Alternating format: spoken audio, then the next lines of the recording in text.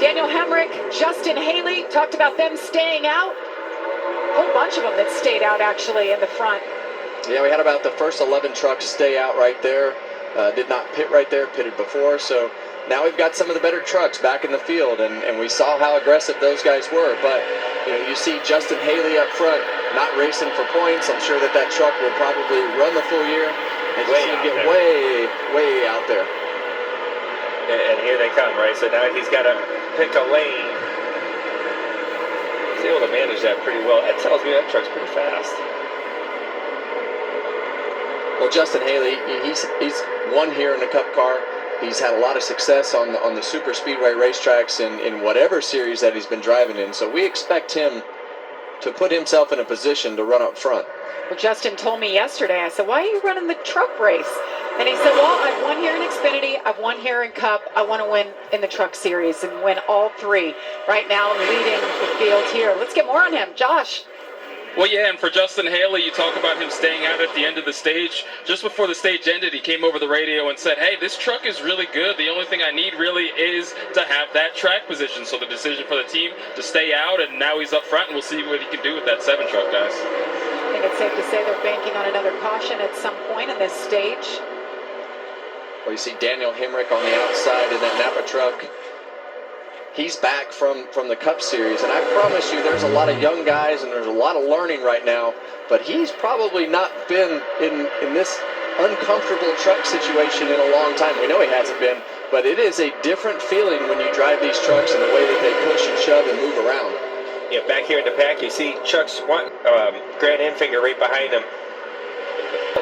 What he sees out of Parker's truck to be able to do that, but when they're 2 by 2, how do you move forward? You got to start a third lane and look at it work all the way down the back straight. Go the 75 truck, Parker Kligerman. That's Henderson Motorsports. Want to just say hello to Charlie Henderson. He's under the weather, owner of this team. I'm sure watching his truck out there will help. All the way to the front. New leader by a nose, Parker Kligerman. Yeah, a lot of experience behind him with Grant Enfinger. Grant Enfinger, was up front, pitted, and now he's getting back up. The strategy has changed from what you see out of the truck series with these guys trying to get points, trying to position themselves up towards the front of the pack. You want to be in the front, super speedway racing. And he's got 2 teammates behind him. Look at Ty Majeski with the Ford Performance on board. Watch his eyes. Watch how close that wheel is to him. Yeah, the first thing that I noticed, that his wheel is very close, but I also noticed that the steering wheel looks as big as him. I mean, that is a big wheel, Joey. It is. And I've heard of drivers doing this before on super speedways, because when you start getting pushed and the car's moving around, you don't want to be too fast with your hands and overcorrect. So sometimes having a bigger wheel slows down that ratio a little bit, right, where you're not as... See what he looks like. That looks a little more normal. Yeah, well, and what's normal, though, right? Like, I think it's, you see Chandler and the wheel is much further away. Just a totally different driving style. 2 now to go in the stage. At what point does someone make a run to try to make a run at the Fords, or do the Fords decide, hey, we want to go racing 2 and try to win the stage? This is where a lot of decisions have to happen for a lot of drivers, and I think the whole field stumbled up a lot when they had to pass the 6. Earlier it was slower. It's kind of single filed out the line, but the moves are going to happen. There you see 2 Toyotas. They're going to go. The Chevys behind them, they're going to go. Those are going to be the trucks that are trying to make the first move here. It's going to be interesting to see as we see the 38 truck pop out of line right there. And that just helped them, right? When he went down there, he pulled that lane up. You either got to make a decision. Are you sticking with your Fords, or are you going to go down and try to lead that lane with a couple Toyotas in it? We haven't mentioned Stuart Friesen. 52 on the inside.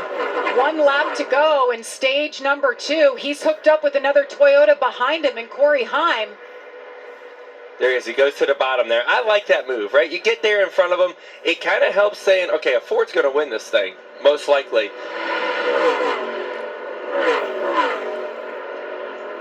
As you guys typically call it, energy. Can they get enough energy on that inside line to stop the Fords on the outside?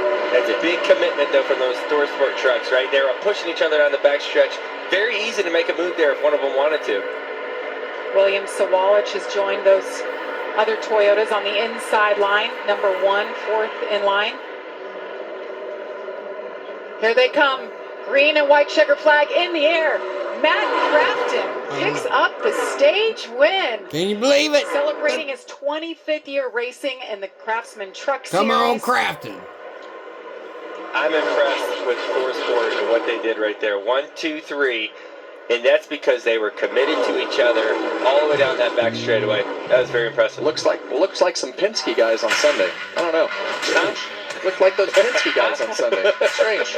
Matt Crafton picks up his first stage win since 2023.